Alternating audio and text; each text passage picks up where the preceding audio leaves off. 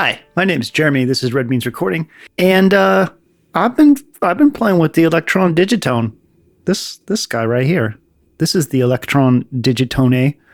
It is not a pasta. It is an FM synthesizer / groove box in the form factor of the Elektron Digitakt. The same sequencer, a lot of the same tricks and stuff like that.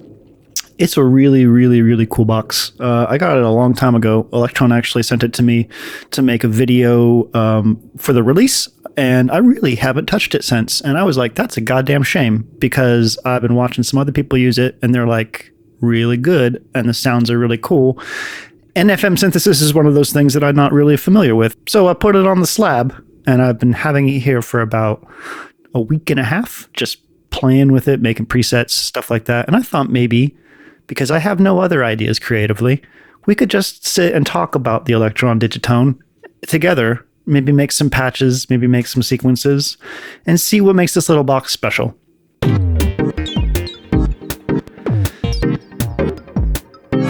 One of the cool things about this box, as you can hear, is it's capable of a lot of different tones. I got drums, I got a bass, I got some chords, got some cool modulating stuff going on, and it lends itself really well towards performance. One of the fun things about it is holding this MIDI button here and entering what's called Control-All mode.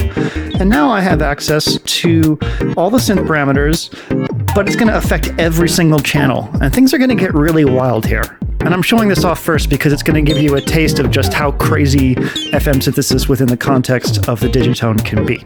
So let's start playing with stuff, all right?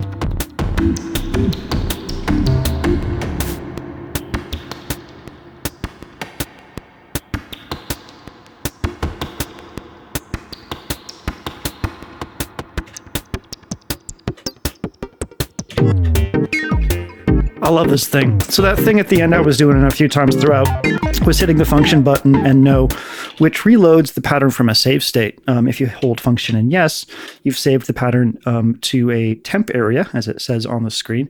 And you can sit there and mess with everything like we were doing.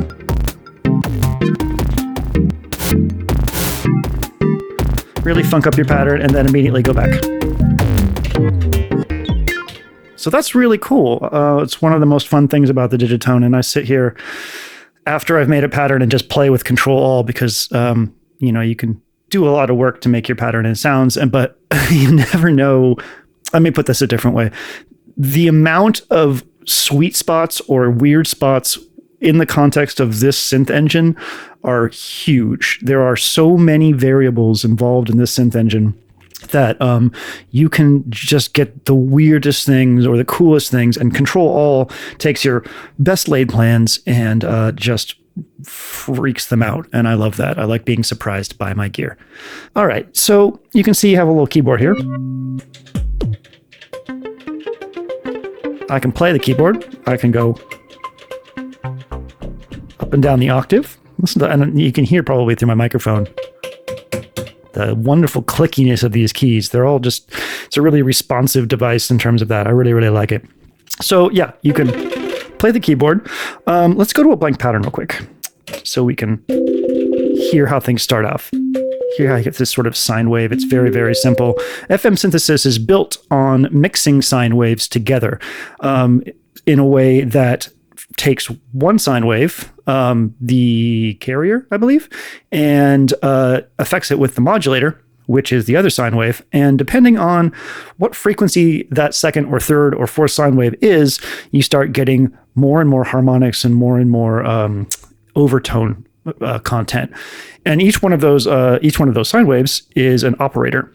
The Digitone is a 4-op FM synth, but it's done in such a way that you really only are sort of messing with 3 operators. The B operator over here is sort of tuned to create pleasing or useful variations. And I'm going to zoom in here, you can see that as I move, it's going through a top number, and when it gets to 16, it resets and the bottom number goes up. So Elektron have decided to make FM synthesis a little bit more approachable by taking this route. And I'm not going to pretend I actually know a ton about FM synthesis, but I can tell you that this implementation of it encourages experimentation. I'm not a big sound design person. I don't spend a lot of time on sound design, but I have made an exception for this box just because of how interesting it is to see what will happen when you mess with things. So we talked about the fact that we have a keyboard, getting real far here, that's a sine wave, and we have these operators here. What else can we talk about? Well, we can talk about the algorithm, and this is probably where I had the least amount of information regarding FM synthesis. I decided not to do any research going into this video because who the fuck cares? You're just going to turn this until things sound good. If you want to learn about algorithms, go watch a video about them. I'm not going to do it. Anyways, so you can see that depending on which algorithm you're on here, you have a different order for things. And this is a pretty classic way of doing FM stuff. If you look at like a DX7's front panel, I believe, which is a very classic FM synth, you'll see the different algorithms that you can switch between. And what this is telling you here is that a certain operator is going to affect another operator or be mixed into that operator. And then at the end here, you can see X and Y, and that X and Y is sort of your output for those mixes. And that X and Y is also over here where you can choose to mix between the two with this knob. You can also modulate that knob with the LFO, and boy, howdy, is that fun. So we'll start with algorithm 1. The dog is asleep at my feet because we went to the dog park for the first time, and he got all tuckered out. And I got to say, I do love it when a puppy gets tuckered. It doesn't matter what algorithm you start with, but you're always going to start with this simple sine wave thing because that's how FM do. If you want to hear, we're going to start with the A operator there. If you want to hear the A operator, you can switch over to synth 2 here, boop, and start bringing it in.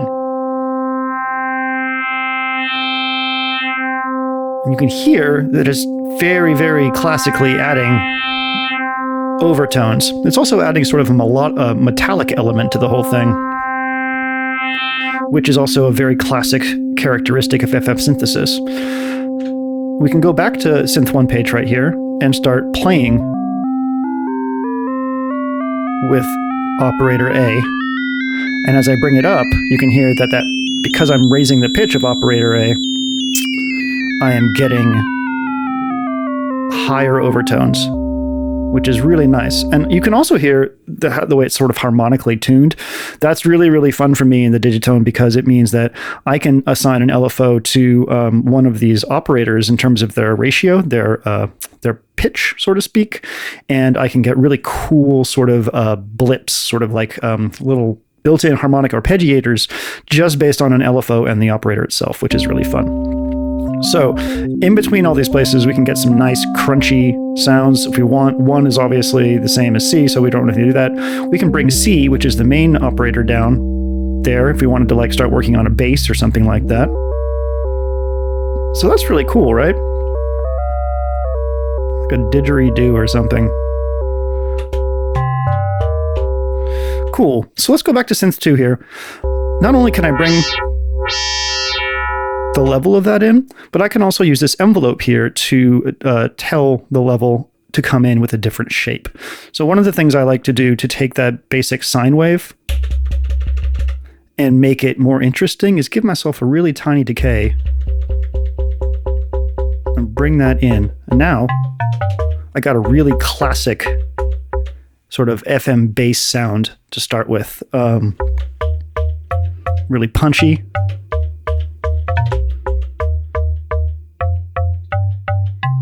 So that's a nice little start. You can obviously do the same thing with B operator, or you could mix into it. So at X, I'm only hearing C and A because I've chosen to bring A up there. If I bring it over here, I'm only going to hear B. You can hear that it's a sine wave still. So I can add more overtones if I want, or I could bring it down to there and reinforce the bass. But let's just go ahead and mix back to X all the way. Got a nice punchy sound. I can do the same over here.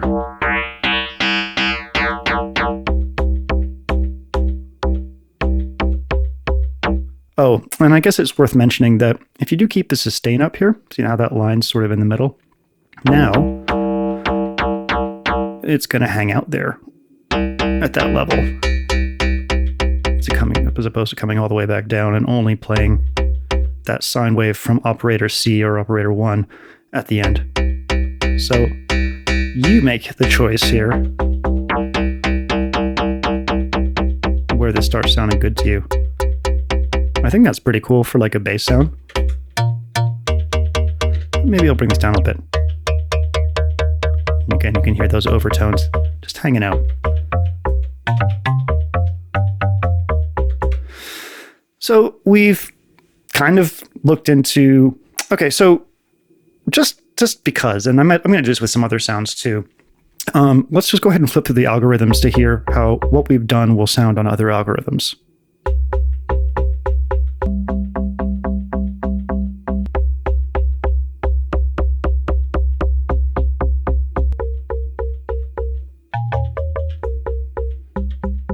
So you can hear already that even without really like understanding, just by experimenting, you're going to get a lot of different sounds from the same setup with these operators.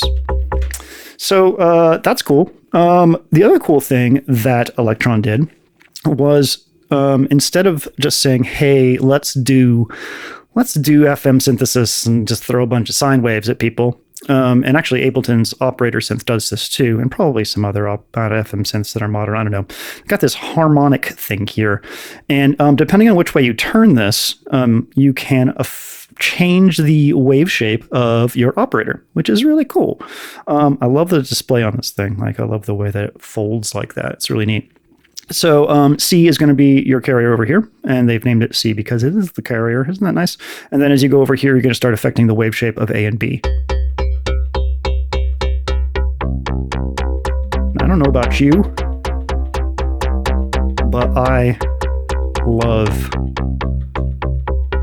the sound of that. It kind of reminds me of like modular, like zero coast kind of thing going on there, wave folding. And inevitably what will happen is as I'm playing with the Digitone and I'm making a patch, I will find a sweet spot, which, I mean, this is a nice neutral sweet spot. And I'll play with things and be like, oh, well, that's badass. I'm going to use an LFO on that. And we'll get to the LFOs in a second. I want to talk a couple more things here. We also have a detune, which is going to have a very, very prodigious effect depending on pads and stuff like that. You're going to hear it more. But basically, you detune one of the operators. And then feedback, which is also really, really cool.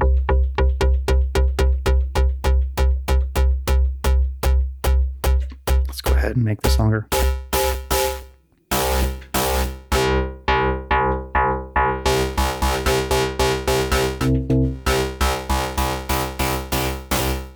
It's really nasty, right?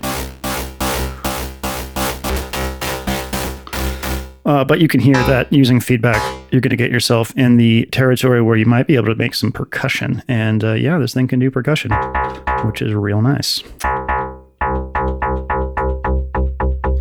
Okay, let's go down the line here. We now have the filter. A lot of FM synths don't have a filter. And Elektron was like, but what if we gave them two filters? And everybody was like, "Are you sure you want to do that?" And Elektron was like, "Yeah, we're just going to give them 2 filters." And everyone was like, "Holy shit, but FM synthesis doesn't do that." And Elektron was like, "Who cares? Why don't we're going to be mavericks? We're going to be mavericks and do it." Okay, so it's a multimode filter. This moment of it here, we have a low pass with a 4-pole low pass, 2-pole low pass, and a high pass. And we're not going to hear it super much on this one.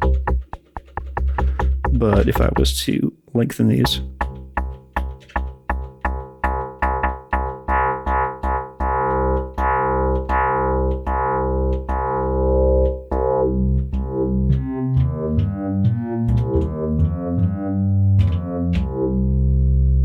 Yeah. Filter's really, really, really nice to have. But like I said, Elektron was just crazy, and they said, let's give them another filter. So if you hit filter again, you get to this filter right here. And this is really, really good because it allows you to just do some bandpass stuff.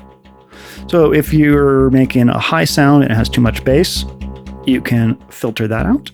If your sound has too much high end, which actually does happen a lot for me because these operators, these pure sine waves, when you're modulating them, they can get really squirrely, and being able to pull some of that high end out is really nice. I like it. So let's go ahead and put that back, put these back.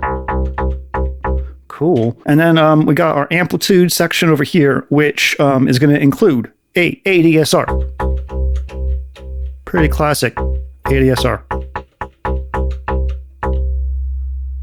When we make some other sounds, we'll hear this more. But you can obviously hear that release is hanging out.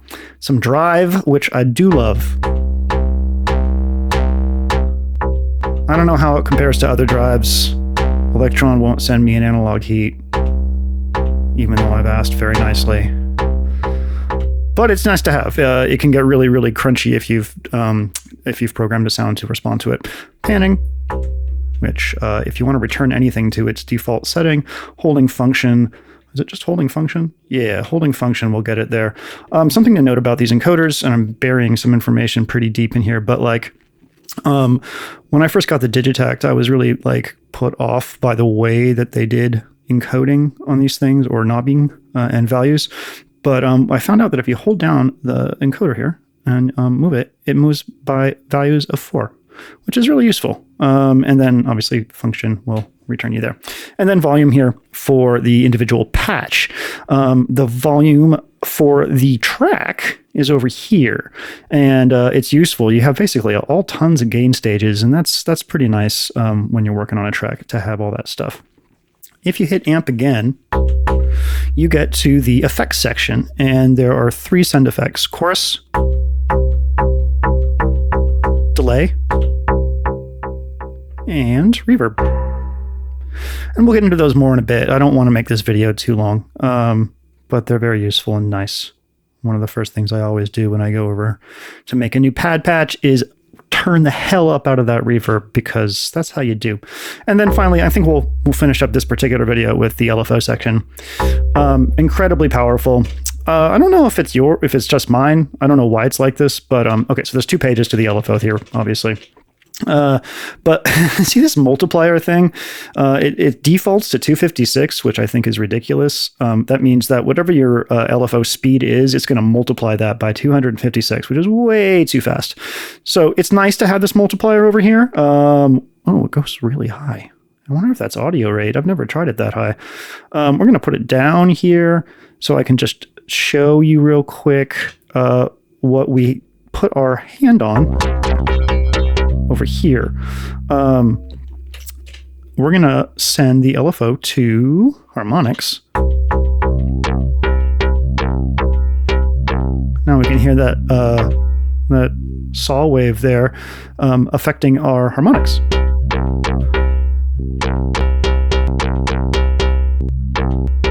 They've got some really cool waveforms in here that are going to be really neat on certain things, like these ramp waveforms and exponent waveforms. If you would attach that to like the ratio B, you can get some really cool fluty sweeps, and I'll show that off later.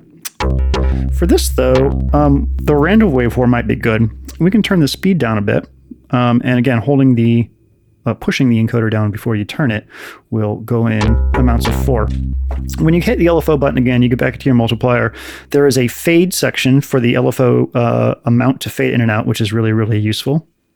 Recenter. Start phase, which is useful as well, which is going to tell the LFO to start up or down in its cycle. And then the mode, and these modes are really great. So right now you can see it's sort of in a sine wave mode. That means the LFO is always going like this, always free running.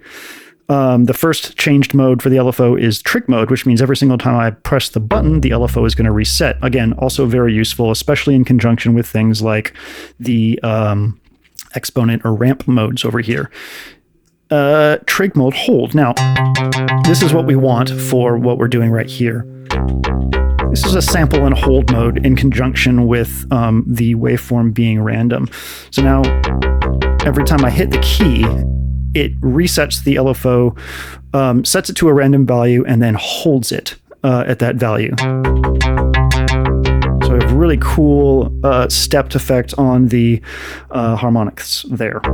One will trigger the LFO to happen once as opposed to holding it. So if you're, we'll show that off later. It's hard to explain without something that's more sustained. I don't know what that does. Okay. So that's me easing into talking about the Elektron Digitone. We made a patch. We're going to make more patches, and we're going to just talk about it some more. So stay tuned for some more videos. I don't know if this will be as coherent as my OPZ walkthroughs. I don't really care. Like, my life is in shambles, and if this is what I want to do to make it feel better, then that's just what I have to do. FM synthesis for therapy. My name is Jeremy. This is Red Means Recording, and I'm really happy that you're here with me. I'll talk to you later, okay? Bye.